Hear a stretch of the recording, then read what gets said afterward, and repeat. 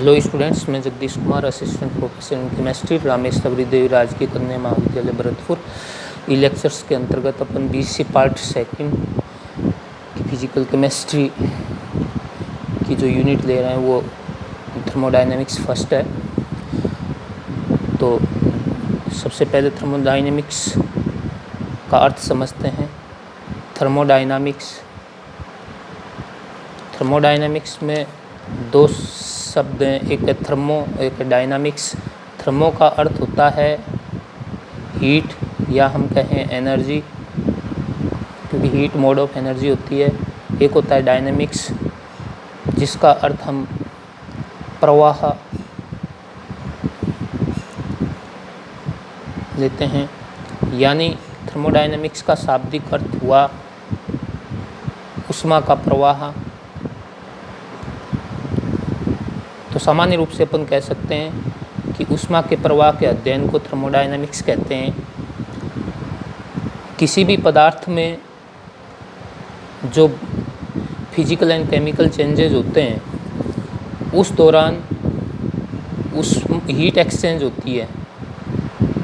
उस एक्सचेंज होने वाली हीट का अध्ययन हम थर्मोडायनामिक्स के अंतर्गत करते हैं। तो इसकी परिभाषा क्या हो जाएगी कि किसी रसायन विज्ञान की वह शाखा जिसके अंतर्गत किसी रासायनिक पदार्थ में होने वाले रासायनिक एवं भौतिक एवं रासायनिक परिवर्तनों के दौरान जो ऊष्मा एक्सचेंज होती है उसके अध्ययन को थर्मोडायनामिक्स कहते हैं। सबसे पहले हम थर्मोडायनामिक्स की टर्मिनोलॉजी देखते हैं। टर्मिनोलॉजी में सबसे पहले आता है सिस्टम। नंबर 1 सिस्टम और नंबर 2 सराउंडिंग। सिस्टम क्या होता है? देखिए, जैसे मैं एक लकड़ी का टुकड़ा लेता हूँ। लकड़ी का ये जो टुकड़ा है इसको हम जलाते हैं। लकड़ी के टुकड़े को जलाएंगे तो क्या होगी? हीट रिलीज होगी, वो इस लकड़ी के टुकड़े के चारों ओर फैल जाएगी। तो हम किसको देख रहे हैं यहाँ पर? लकड़ी के टुकड़े को देख रहे हैं। लकड़ी के टुकड़े को जला रहे हैं और इससे हीट रिलीज हो रही है जो लकड़ी के टुकड़े के चारों ओर फैल रही है। यानी हमारा ध्यान सिर्फ लकड़ी के टुकड़े पर है और इससे हीट रिलीज हो रही है, वो कहाँ जा रही है? इस पे है। तो लकड़ी का टुकड़ा यहाँ पर क्या हो गया? एक सिस्टम हो गया। एक ब्रह्मांड का, संपूर्ण ब्रह्मांड का एक बिल्कुल छोटा सा पार्ट है लकड़ी, जिसको हम जला रहे हैं। ये क्या हो गया? सिस्टम हो गया। तो सिस्टम की डेफिनेशन क्या हो जाएगी? ब्रह्मांड का वह पार्ट जिसका चयन हम ऊष्मागतिकी अध्ययन के लिए करते हैं उसे सिस्टम कहते हैं। सराउंडिंग, अब इस लकड़ी के टुकड़े के अलावा इसके चारों ओर कहीं दूर तक, अनंत तक जितना पार्ट रह गया, ब्रह्मांड का जितना पार्ट रह गया, वो क्या कहलाएगा? सराउंडिंग। यानी सिस्टम के अलावा ब्रह्मांड का संपूर्ण पार्ट क्या कहलाता है? सराउंडिंग कहलाता है। लकड़ी के टुकड़े के जलने से जो हीट रिलीज होगी वो सराउंडिंग में फैल जाएगी। इसके बाद में तीसरी बात होती है सीमा, बाउंड्री, या हम कह दें वॉल या बाउंड्री। वॉल या बाउंड्री क्या है? सिस्टम और सराउंडिंग को अलग अलग करने वाली वस्तु को आप क्या कहेंगे? बाउंड्री कहेंगे। जैसे लकड़ी का टुकड़ा जलाया आपने, अब ये लकड़ी का टुकड़ा है, इसके चारों तरफ का भाग क्या है? सराउंडिंग है। तो लकड़ी के टुकड़े और सराउंडिंग के बीच में हमें ऐसा लग रहा है कोई सीमा है, बाउंड्री है। तो अब यहाँ पर अपन महसूस कर रहे हैं, मतलब कल्पना कर रहे हैं कि सराउंडिंग और सिस्टम के बीच में क्या है? एक सीमा है, बाउंड्री है। ये बाउंड्री क्या हो गई? इमेजिनरी हो गई। अब इसी प्रकार एक कंटेनर में यदि आप कोई गैस लेते हैं, कंटेनर में गैस लेते हैं, गैस एक सिस्टम हो गया। अब कंटेनर की दीवारों के बाहर ये सराउंडिंग हो गया। सराउंडिंग और सिस्टम यानी कंटेनर के बाहर और गैस के बीच में कंटेनर की दीवारें आ गई, तो ये क्या हो गई, सिस्टम और सराउंडिंग के बीच में बाउंड्री हो गई।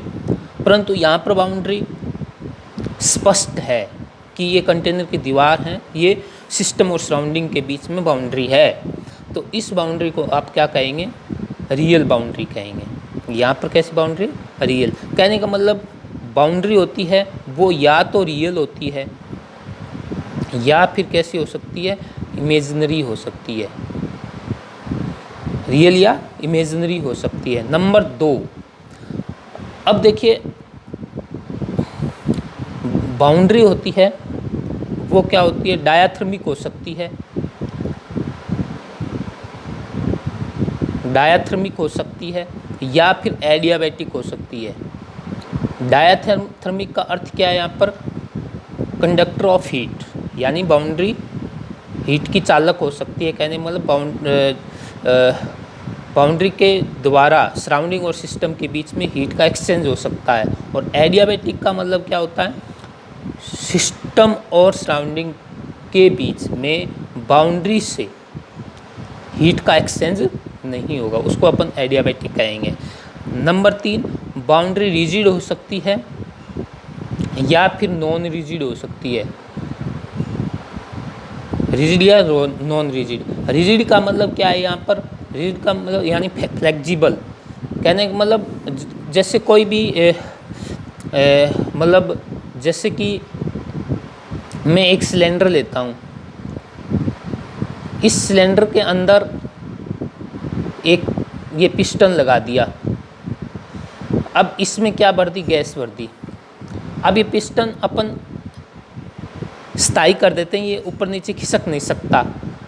और ये जो वॉल हैं सिलेंडर की, ये भी क्या है, नॉन रिजिड है। तो यहाँ पर ये पिस्टन ऊपर नीचे खिसक नहीं सकता, तो गैस का वॉल्यूम है वो कांस्टेंट बना रहेगा। तो ऐसी बाउंड्री को अपन क्या कहते हैं, नॉन रिजिड। यदि पिस्टन इस प्रकार से लगा हुआ हो कि ऊपर नीचे हो सकता है, तो ऊपर नीचे जब नीचे की तरफ आए, गैस की तरफ आएगा तो गैस का वॉल्यूम कम होगा, ऊपर जाएगा तो जाहिर सी बात है गैस का वॉल्यूम ज़्यादा होगा। तो अब इस बाउंड्री को अपन, जो पिस्टन डिसाइड कर रहा है, इसको अपन क्या कहेंगे, रिजिड कहेंगे। कहने मतलब रिजिड बाउंड्री होगी तो जो अंदर मान लीजिए गैस भरी हुई है उसका वॉल्यूम है वो कांस्टेंट नहीं होगा, जबकि नॉन रिजिड में वॉल्यूम कांस्टेंट होगा। तो आज हमने सिस्टम, सराउंडिंग और सीमा के बारे में पढ़ा। अब अगले कालांश में अन्य टर्मिनोलॉजी देखेंगे। Thank you.